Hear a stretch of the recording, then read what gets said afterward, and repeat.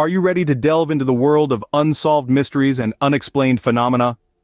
Welcome, brave explorers of the unknown, to the enigmatic world of conspiracy theories. These intriguing narratives, often shrouded in suspicion and skepticism, have the uncanny ability to both enthrall and unsettle us.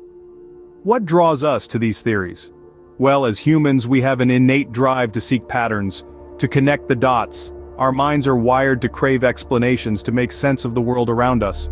Often, when faced with events that defy our understanding, we construct alternative narratives, and thus, conspiracy theories are born. However, navigating this world requires a healthy dose of critical thinking. It's crucial to question, to probe, to scrutinize. To discern fact from fiction, we must arm ourselves with reason and skepticism. Today, we unravel the top 5 conspiracy theories surrounding the tragic event of 9/11. Prepare to delve into the heart of the mystery, where truth and speculation intertwine. At number 5, we explore the theory of the Pentagon attack. Now, this theory gets its traction from the belief that it was not a commercial airliner, as officially reported, but a missile that hit the Pentagon on that fateful day. Supporters of this theory point to the absence of large debris parts usually associated with plane crashes. Instead, they argue, the crash site was suspiciously clean, almost as if it had been swept clear. Furthermore, they question the size of the hole in the Pentagon wall. It was too small, they say, to have been caused by a Boeing 757. The impact hole, they assert, is more consistent with the damage that would be caused by a missile. This theory, while controversial, has raised eyebrows and continues to be discussed even after all these years. So what do you think? Was it indeed a missile, or could there be another explanation? Coming in at number 4 is the mysterious collapse of World Trade Center Building 7. Now, here's an enigma that has fueled countless debates. Unlike its towering neighbors, Building 7 was not directly hit by an airplane. Yet, it crumbled to the ground several hours after the Twin Towers collapse. The official explanation? Fires, fueled by diesel tanks within the building, weakened the structure, leading to its downfall. But many question this theory, pointing towards the symmetrical nature of the collapse, reminiscent of a controlled demolition. Why would a building, not directly struck by an airplane, collapse in such a manner? Could it be that fires alone brought down a 47-story building? Or was there another unseen hand at play here? These questions give birth to the theory that Building 7's collapse was a result of a controlled demolition.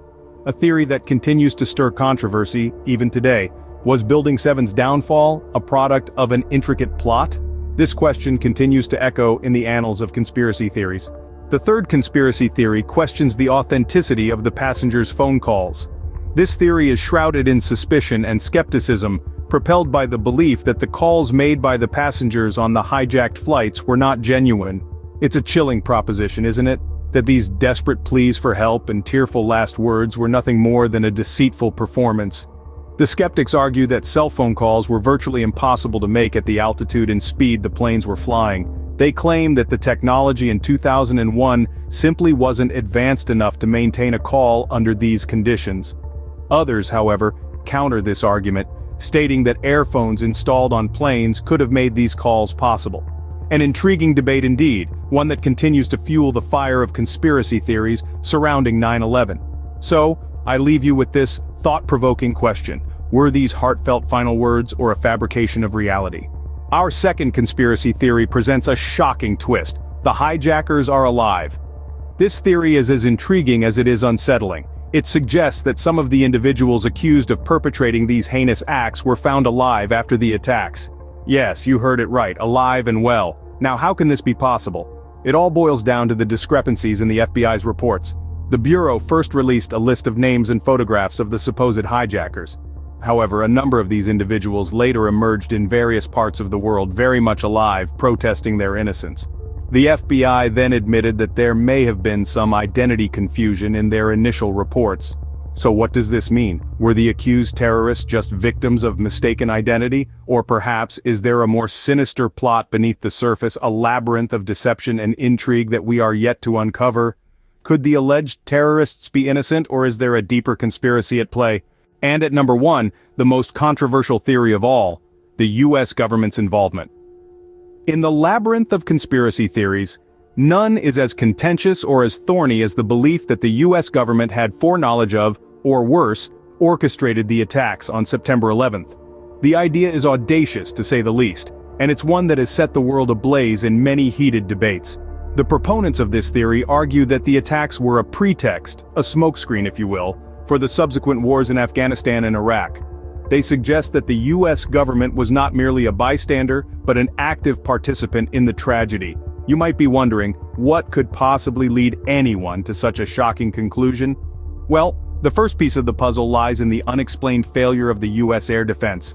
On that fateful day, despite having one of the most advanced air defense systems in the world, the US was unable to intercept any of the hijacked planes. This anomaly sparked a slew of questions.